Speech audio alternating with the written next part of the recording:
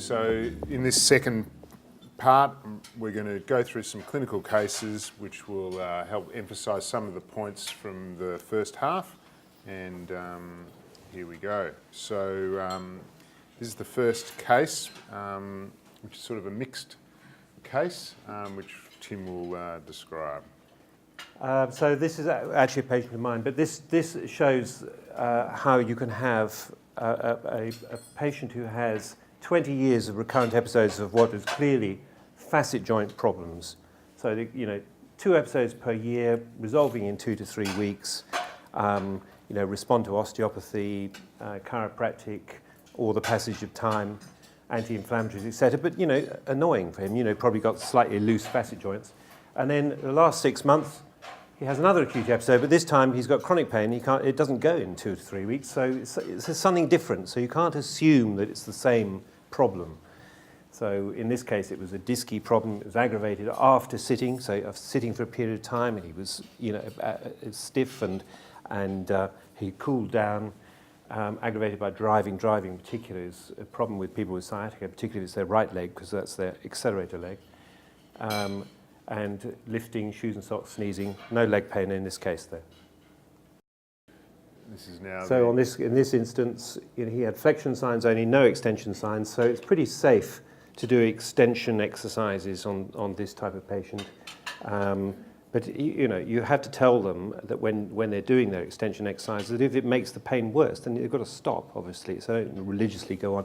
And physios would do PA-type MOBs, but that can aggravate a patient if they've got facet joint problems as well. So you had to be a bit careful not to overdo extensions with a past history of facet joint problems, and only ever go up to the point of pain. In this case, a long history, need to exclude pars defects. I suppose that's a reasonable thing because, unbeknown to most people, between 6 and 10% of us in this room will have pars defects. It's really, really common, and it goes up in athletes, and it goes up in particularly fast bowlers, which we'll talk about later, but essentially it's a very common problem. So here's an example of this patient's MRI scan. So with MRI, we tend to image in different planes, which help us work out the anatomy of what's occurring. So these are T2 weighted sequences. So the CSF is bright. This is the sagittal plane. This is anteriorly, obviously. This is posteriorly. Here's the conus finishing. And then we've got all the nerve roots running down. This is the axial sequence here. And you can see here this normal disc is very well hydrated. It's of good height. But as we come down to L5S1, you can see here the disc is desiccated. And we've got this annular fissure here, this rim of high signal in the annulus of the disc posteriorly. And then when we go to the axial image, you can see the protrusion here with the annular fissure contacting. Now this is the S1 nerve, so when we're at L5S1, the 5 nerves exit out the foramen, and the 1 nerves, the S1 nerves, are budding. And so here's the disc protrusion, and then we can also comment on the facet joints, and we can see some facet joint arthropathy here, so some spurring of the facet joint. If we move on to case number 2 now. So this is a patient with unilateral sciatica, aggravated bending, not usually an extension unless the disc is foraminal, so they can go backwards and you can do a quadrant test and it's not positive unless the actual disc is pressing into the foramina. In the lateral recess, you might get some extension pain. They have low back pain and they have leg pain. You may have heard of the concept of centralization, decentralization. When you're trying to improve a disc herniation, you're trying to centralize the pain, get it out of the leg, back into the low back, and that's what physios talk about, and with the extension exercises and various treatments that they use, they're trying to centralize the pain. The pain often shifts from side to side, and that can occur even if it's a paracentral disc herniation, although it's not quite as common as back pain shifting from side to side in disc problems, mainly because of the posterior longitudinal ligament, which limits the ability for the disc to push out on both sides. And they might have root symptoms and signs and dural tension signs. And the cause, lots of causes, trauma, but you often don't know what the trauma is. Lifting, smoking. Smoking increases disc problems by about 80%. So if you can get your patients to stop smoking, that makes a big difference. 80? 80% increase in disc problems in smokers. And it also reduces the ability for fusion to work as well. So if you operate on a smoker, not only can you see that they look differently, but they, a heavy smoker, but their skin looks different, their fat looks different, the muscles look different, the bones are osteoporotic, the discs look different, everything looks different. So things don't heal well. Fusion surgery does not work well in smokers. Pathology, TNF-alpha, there's research on tumour necrosis factor alpha in using anti-TNF-alpha drugs like entanercept or infliximab, and that's still, conflicting evidence in that sort of sense, but it may be that'll be used instead of cortisone at some stage. In some individuals they have annular nerve endings deeper in the annulus, and they probably have more pain. I think we mentioned before, 90% of problems occur at L4-5 or L5-S1, about equally. And it's a very high incidence of disc problems. So this is just the MRI again. I suppose the point to make is that sort of posterior central is right in the midline, paracentral is just off the midline, posterolateral is more lateral, then we have foraminal, and then we have far lateral. So when we're describing the disc lesion, we're trying to say anatomically where it is, and where it is will lead to the impact on which particular nerve and where it will, what the implication will be. So here, this is a sort of paracentral to posterolateral extrusion. Now, the difference between extrusion and protrusion is that a protrusion will be broader near the parent disc, while an extrusion will be actually narrower near the parent disc and then broadens out. Or the disc fragment can even separate off from the parent disc and become what we call a sequestration. So there's some of the terms we use. And then you can see here on the MRI, here are the nerve roots on the right, all unimpinged, but on this left side we're getting impact here of the L5 nerve, which we're showing here. So the MRI is to show anatomically where the pathology is, and also MRI is able to show what's happening inside this thecal sac. CT cannot do that.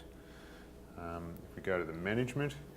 So education, particularly important. The natural history of sciatica is that 50% of sciatica improves after a month and 90% after 3 months. So you certainly don't want to operate before 3 months, unless there's an absolute indication, such as cord equina syndrome.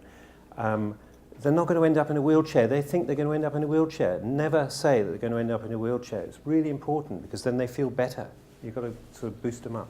McKenzie exercises unless the extension aggravates it, or the Quadrant test is positive. For those who didn't come, Quadrant test is going backwards and to the right, or backwards and to the left, bringing on leg pain.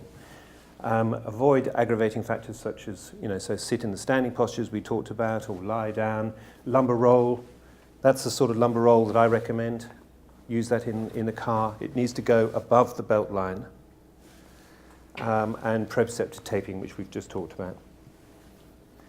And anti-inflammatories, physiotherapy, neurodynamics, we talked about that, epidural corticosteroids, oral steroids, tobacco cessation, and then, of course, building up the core afterwards once the pain goes. So you've got to replace pain with the rehab.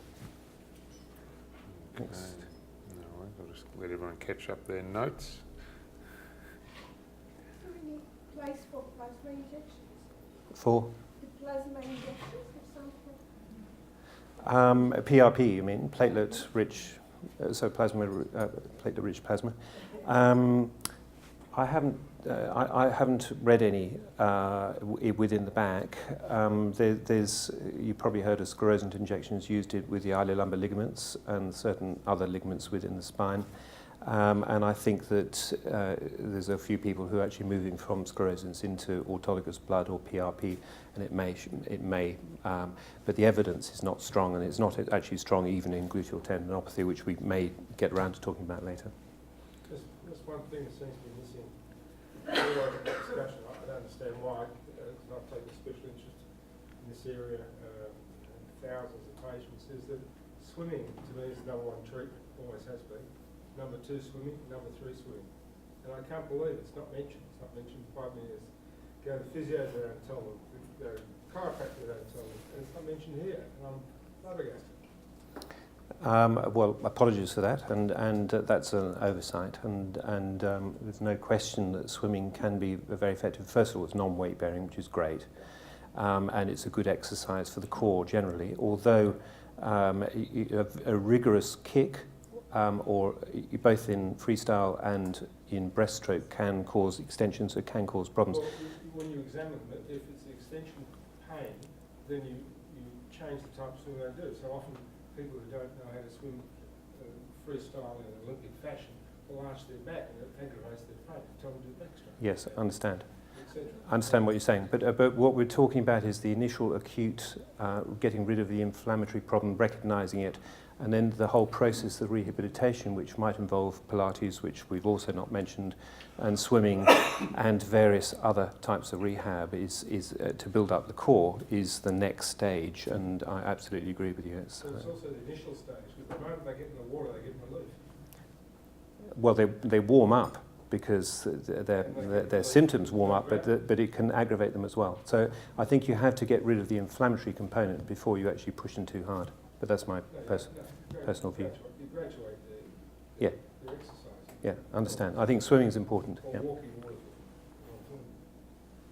Epidural steroid injections, they're controversial. There's the transforaminal, there's translaminar approach. Andrew's going to talk about that in a second, but the indication is mainly radicular pain or sciatica. And it's yeah, so would you like to move on to Okay, that? so there's different injections that we can perform. I think we've got to be careful with the naming of these procedures. So there's, first of all, there's what's called a nerve root sleeve injection, which is the same thing as a transforaminal epidural injection. So it's a similar thing to what I do for the facet joint injection, except this time I'm putting the needle down next to the exiting nerve, which you can see here, so right up against the nerve. We have done this with contrast and shown contrast tracking along the nerve and up into the epidural space, but I tend now not to do that due to time, allergy risk, radiation, and then I'll inject there. But it's the same thing as a transforaminal epidural, because the injected Marcaine and Celestone tracks into this area, and again we give the patient a pain chart. We also instruct the patient to make sure they've got a driver, someone responsible who can drive them home, because they can get anaesthesia of the leg after the procedure.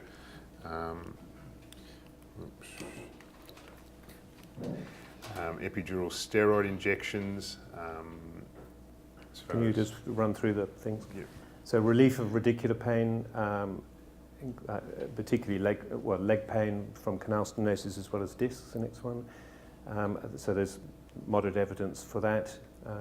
Then use of less analgesics. There was a study showing there's less surgery. So there's a study by Ryu et al. In 2000 showing that local anaesthetic and steroid was superior to local anaesthetic alone. And there's the mechanism and the contraindications. So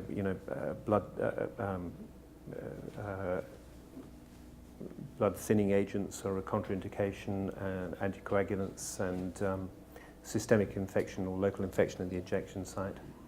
But yeah, aspirin is fine. Aspirin's okay. There's also certain complications which can occur, such as infection or hematoma, very, very rare.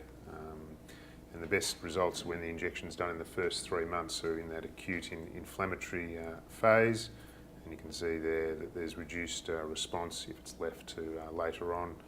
And it needs to be combined, though. I say this to all patients whenever I'm doing injections all around the body, that it's not just the injection that's the magic bullet. It has to be part of a sort of multidisciplinary approach with your doctor and allied health professional. I've got a patient with ITP. Yes. At what point would you not do it? Below what level of platelets would be? Yes, I think I would obviously consult with you, because you're managing the patient with ITP. I gather it's maybe below 70 or 50, but I feel we probably need to just confirm that with the GP or haematologist.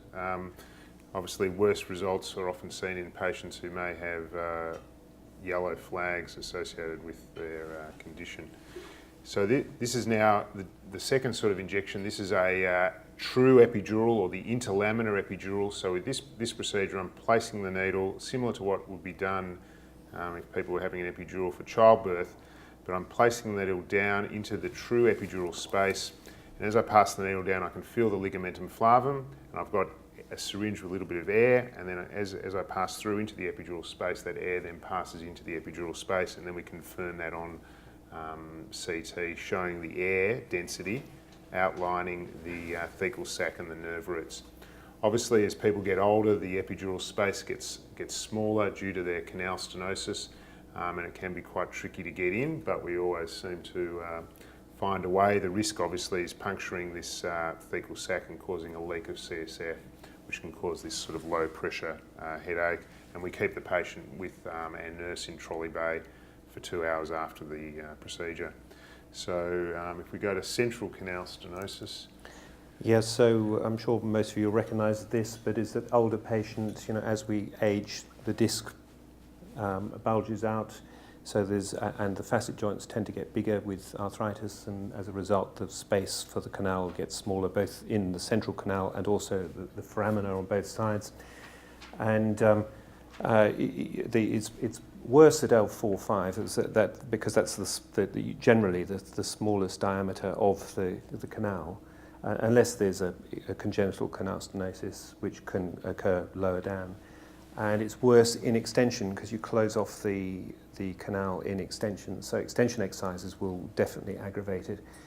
They tend to be relieved by bending forwards. They're relieved by sitting. So the classical history is someone walking along and they gradually get numbness in their legs to the point where they have to stop and sit down. And so I mentioned the Safeway trolley. If they walk leaning up against a trolley, then they're bent forwards and they don't have the problem. They have to lean, of course, to stop the disc from bulging backwards. And again, epidurals and surgical treatment are occasionally indicated. So here's an example on the MRI of a central canal stenosis. So we can see the disc is desiccated and of reduced height. There's posterior end plate osteophyte and disc bulging. There's a little bit of thickening of the ligamentum flavum as well. Narrowing this space, there's no bright CSF at this level. The nerve roots are becoming a bit clumped. And then when we go to the axial scan, we can see the disc here. Here are the nerve roots all clumped together. We've got hypertrophy of the facet joints, the ligamentum flavum, causing this central canal stenosis. There's less space for the nerves. Again, the treatment would be this interlaminar epidural injection. So we're trying to inject either at the level of the canal stenosis, or I go the level above if I think it's too tight to get in. Similar sort of thing. We can also do, this is an example of a caudal epidural injection. Tim does these in his rooms, but I do this with image guidance. I use CT and we go through the sacral hiatus here, and I pass the needle in. I've injected contrast here to confirm I'm in the correct position, and we put a larger volume in. The idea is that this will spread up and spread out and will provide multi-level bilateral treatment for the patient. Foraminal stenosis now. Yeah, so we mentioned quadrant positive, so you know what the quadrant test is, no extension exercises. Again, foraminal cortisone, but under CT, but so this is from the side, which Andrew will talk about. And just occasionally, this is actually mistreated. Surgeons will actually take the roof off the spine and forget about the foramina, and it's pretty important to actually decompress the foramina as well. Yeah, and radiologists can also miss this as well. So as radiologists, we tend to focus on what's happening inside the central canal. We look at the nerve roots and we can see the CSF, be that on CT or MRI, but it's important that we go outside the canal and look what's happening in the foramen or far laterally. So on this right side, this is a normal, you can see the normal nerve root here, but if we come over to the other side, we can see this large far lateral disc extrusion. Sometimes I see cases where this has been missed, unfortunately, and the nerve on the sagittal, we have to look out way laterally. Here's a normal nerve root surrounded with fat, and there are the radicular vessels on 3T MRI. But at this level, we can see this disc extrusion displacing and putting a lot of tension on this nerve. So this is something that can be missed, but a far lateral disc extrusion. The treatment for this is, again, a foraminal injection. So a foraminal nerve injection, so I pass the needle out laterally, guide it around different bones and put the needle next to the nerve and inject the steroid anaesthetic out laterally.